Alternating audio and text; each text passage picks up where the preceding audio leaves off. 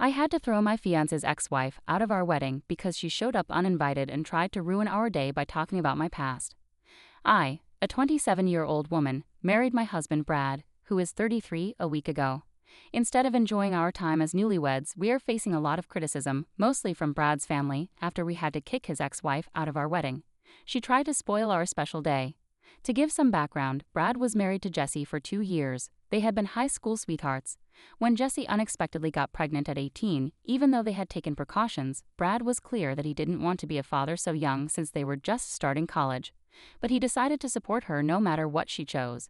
Jessie's parents also advised her against having a baby so young, but Jessie chose to keep the child. Brad and his family respected her decision, and she later gave birth to their son Thomas. Jessie had to leave college to care for their son because her parents didn't want to help much. Brad and his family sent her child support every month and helped in any way they could. Brad would visit and spend time with Thomas when he was back from college and eventually grew to love him. Even though he didn't want to be a father so soon, he was happy to have Thomas and became more involved in his life. Jessie was close to Brad's parents, so she and Thomas spent a lot of time at their house. When Brad graduated and got a good job, his parents urged him to marry Jessie so they could all be a family and take care of Thomas together. After a lot of talks, Brad agreed and they got married. Brad has told me that he was never happy in their marriage because he was too young and felt pressured by his parents to marry Jessie. He wanted Thomas to be happy and thought marrying Jessie was the right thing to do. Unfortunately, their relationship quickly became toxic. Brad is good-looking, and sometimes his peers would notice him, which Jessie really disliked. He never cheated on her or showed interest in anyone else, but Jess's own insecurities made her increasingly abusive and resentful. If he came home even 10 minutes late, she would start yelling at him, accusing him of cheating with his coworkers. Brad tried to calm her down, but she would threaten to leave with Thomas or say that Thomas would never love a father who cheated. Their fights became a daily thing, with Jessie even trying to contact his female coworkers on social media to stalk them. She would then bring up their names in conversations and ask Brad if he found them attractive. Even if Brad said no, because he genuinely didn't find them attractive, she would scream and call him a big liar, accusing him of cheating. She also had a problem with him hanging out with his friends on weekends, insisting that he take Thomas with him. Brad agreed, not because he wanted to follow her orders, but because he enjoyed having his son with him and his friends. Brad's friends are nice and love Thomas, so they didn't mind when Brad brought his son to their video game sessions. Brad did his best to help Jessie deal with her insecurities and wild suspicions, but nothing changed. Once, Brad had to go on a business trip to meet a very important client. He was supposed to go alone, but at the last minute, his boss Kaylee decided to join because the client was crucial, and they wanted to make a good impression. When Brad told Jessie, she panicked and accused him of making up excuses to go on a trip with his boss, where they could do whatever they wanted. Brad tried to calm her down, showing her the client's profile and explaining how important and wealthy the client was and that his boss was just there to help secure the deal. Jessie didn't listen and kept arguing, insisting he should drop out and let his boss go alone. Brad had enough. He told her firmly that it was just a one-night trip and that he wasn't going to drop out because it could help with his upcoming promotions. They argued more, but Brad left for the trip, promising he would be back soon. By chance, the business trip was extended by a day because the client needed more reassurances. Brad told Jessie, thinking everything would be fine, but when he got home, the house was empty. Worried, he called Jessie, but her sister Na answered and told him that Jessie and Thomas were staying with her for a few days because Jessie couldn't face him after what he had done. Brad was confused and asked Na what she meant, since he had just gone on a business trip.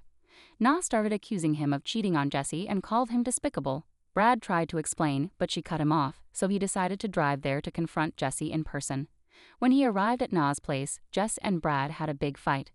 Brad demanded to see Thomas and tried to explain, showing Na all the evidence of his meeting with the client and how he secured a great deal that would help his career. He then asked Jessie if she had any proof of what she was accusing him of. Jessie started implying that since Brad stayed one more night, he must have been up to something with his boss. Brad had explained enough, but Jessie refused to believe he hadn't cheated. After seeing Thomas, Brad told Jessie that their relationship wasn't working, so there was no point in staying together. He said he wanted a divorce but promised to be civil for their son's sake. Jessie was shocked and started screaming at him, calling him a deadbeat father and using other abusive words. She even threatened to ruin his life, but Brad knew he didn't want to be with her anymore because it was affecting his mental health, so he left Na's place. Brad eventually told his parents, who were shocked but understood once they saw how upset and unhappy Brad had been for those 2 years. In her anger, Jessie reached out to Brad's boss Kaylee on social media, sending her a long, inappropriate message accusing her of sleeping with Brad and making other serious claims. I don't know all the details, but Brad told me that Kaylee had a meeting with him and showed him the message, which really embarrassed him. He apologized to her on Jessie's behalf. Luckily, Kaylee understood and Brad explained how toxic his marriage had become and how Jessie had left when he returned from the business trip. After hearing everything, Kaylee was very understanding and told Brad to take as much time as he needed to sort out his personal issues. This was the final blow that ended their relationship, and Brad immediately contacted a divorce lawyer to finalize things. Brad said the divorce process was very tough because Jessie accused him of the craziest things just to delay it. She and her lawyer also fought for sole custody of Thomas, but the judge saw through Jessie's actions and granted them joint custody, recognizing Brad's commitment to being a responsible parent. Brad had been a single parent for a long time. I started working at his company a year and a half ago. We became friends and hung out with everyone else as a group. A few months later, Brad asked me out, which was a pleasant surprise since I had always had a little crush on him. I'd never dated coworkers before because I think it's a bit unprofessional and I prefer to keep my personal and work lives separate, but Brad changed my mind. Everything with him felt natural, and I loved how our relationship smoothly moved from coworkers to friends to something more. He is the kindest and most honest person I've ever met. When we started dating, Brad was very open with me about his past relationship with his ex-wife. He told me everything so I'd know what I was getting into before things got serious. It was heartbreaking to see how much Brad had been hurt by his toxic relationship with Jessie. We helped each other grow and have been together ever since. Everything was great until his ex-wife found out about me, about 6 months into our relationship. I knew Jessie was difficult from what Brad had told me, but I was not prepared for the intense hatred she had for me. I first met her at a family event, and before that, I had met Brad's parents separately. They were the ones who invited me to their Thanksgiving dinner. Jessie was invited to our Thanksgiving dinner because Brad's parents always included her in family events. When she arrived, she completely ignored me, even though I was right next to Brad. She hugged him and started playing with his hair, commenting on how good he looked with his new hairstyle. Brad, looking uncomfortable, gently pulled away and hugged me tighter, telling her that I was his girlfriend. I smiled politely at her, and Jessie gave me a cold stare before walking away. The tension was palpable throughout dinner, with Jessie making passive-aggressive comments towards me. Since we were seated together, she remarked that Brad liked blonde girls better and said she never thought he'd end up with someone like me. Every word she said seemed designed to get under my skin, and it only got worse as the evening went on. I tried to ignore her hostility, focusing on talking with Brad's parents and enjoying the dinner. Brad, noticing my discomfort, subtly reassured me, giving me a protective hug whenever he could. From the first time I met Jessie, I could see why Brad had divorced her. She was unbearable and hateful without reason. I wish I could say this was just a one-time thing, but Jessie kept being awful to me. Once, I caught her spreading nasty rumors about me with Brad's cousins and relatives, saying I was the reason for their divorce and that I had taken Brad away from his child. Brad and I confronted her, and I explained that I wasn't even with the company when they divorced, so it was ridiculous for her to say such things. Jessie just smirked and accused me of being a gold digger who tricked Brad into a relationship. Brad asked her to stop and to be more respectful, but she never listened. She even sent me abusive messages from a fake Instagram account. I knew it was her because the messages were very specific and only she would know. It felt like a never-ending soap opera we never wanted. What really hurt me was how she was involving the kid in all this. I had met Thomas a few times before Brad and I started dating, so I was already familiar with him when we got together. Brad never asked me to take on a parenting role, and I didn't want to. I just wanted to be a good role model and a friend to Thomas when he needed one. For his birthday, I bought him new skates that he had wanted for a long time. He was thrilled, and I was so happy to see him so excited. The next weekend, when I saw him, he was wearing his old skates. I asked if the new ones didn't fit, and Thomas told me his mother had told him he couldn't keep them and had thrown them away, even though he had begged her to keep them. I was so hurt that I nearly cried. Brad was horrified and confronted Jessie, but she said I had no right to be in contact with Thomas or give him gifts. She was disgusted that he even allowed me around their child, questioning his judgment as a parent. Her cruelty shocked me. When I moved into Brad's place, Jessie initially wouldn't let Thomas visit, saying she couldn't trust him with me around. Eventually, Brad's parents talked to her, and she agreed to let Brad see his son. She then made our lives difficult by saying I wasn't allowed to cook for Thomas and would send pre-packaged food boxes whenever he visited. That poor child would eat those boxes for every meal, and it broke my heart. So after a few visits, I started cooking hot meals for him so we could all eat together, making sure not to mention it in front of Jessie. It was crazy that we had to hide food, and I couldn't understand why Jessie was doing this. 3 months ago, Brad and I got engaged. It was the most beautiful surprise, and I knew he was the man for me. When we called to tell our parents, Brad's parents insisted on throwing a get-together for us. I invited some of my coworkers and childhood friends. Everyone knew it was our engagement party, so I thought Jessie wouldn't come. But she did show up, and I braced myself for the evening. As expected, she told my coworkers and friends that she was Brad's first woman, even though everyone already knew. It was embarrassing that she tried to steal our spotlight when it was supposed to be our engagement. I decided to ignore her and had a good time at the party. As our wedding approached, my mother, Brad's mother, and I were busy planning every detail to make sure the celebration was filled with love and joy, from picking the perfect venue to choosing the color scheme and floral arrangements. We spent our days making decisions and discussing every aspect. Just a week before the wedding, there was an unexpected knock on the door. I was working from home that day while Brad was on a business trip. Thinking it might be my mother, I opened the door to find Jessie standing there. This was a surprise, so I asked if everything was okay and if Thomas was fine.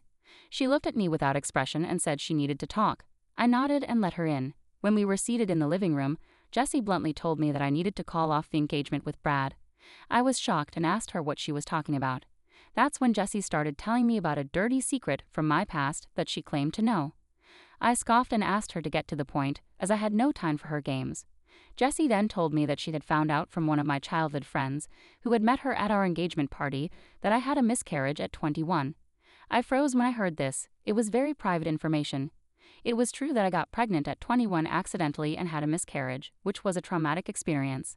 I was young and didn't even realize I was pregnant at first, so losing the fetus was incredibly painful.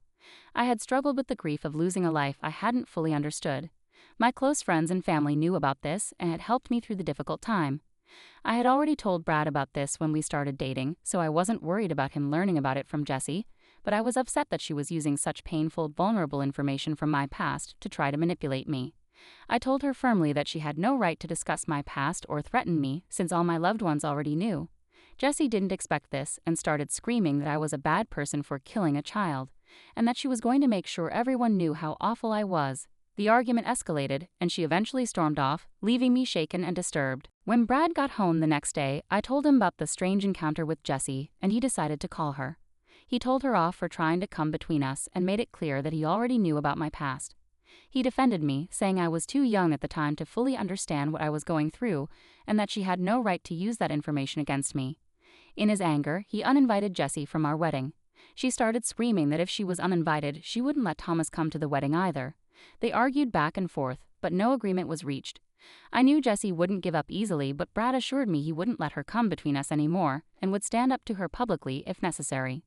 When our wedding day finally came, the air was full of excitement and happiness. I was thrilled to marry the love of my life and couldn't wait to say my vows. After walking down the aisle with my dad, the ceremony began when Jessie, with Thomas by her side, barged into the venue wearing a floor-length off-white dress.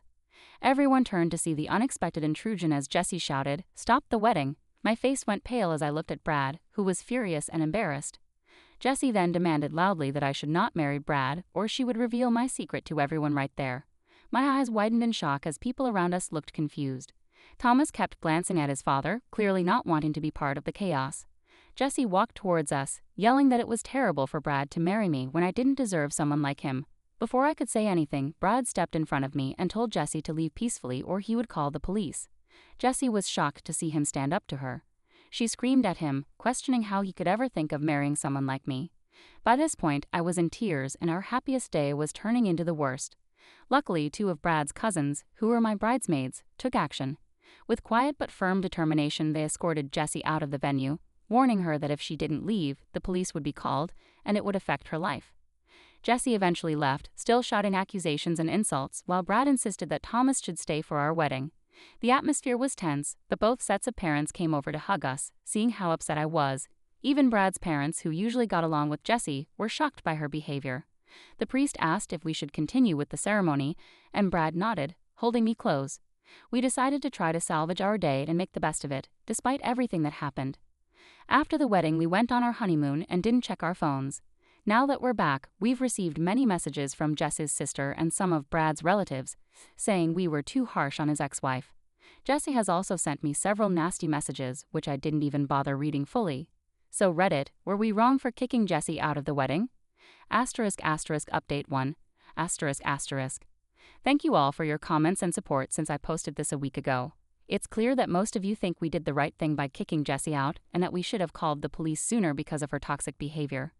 I agree that I could have involved the police earlier, but we hesitated because we were worried about Thomas. We didn't want to make his life harder, so Brad and I tried to handle things calmly. But it seems like Jessie doesn't respect our boundaries.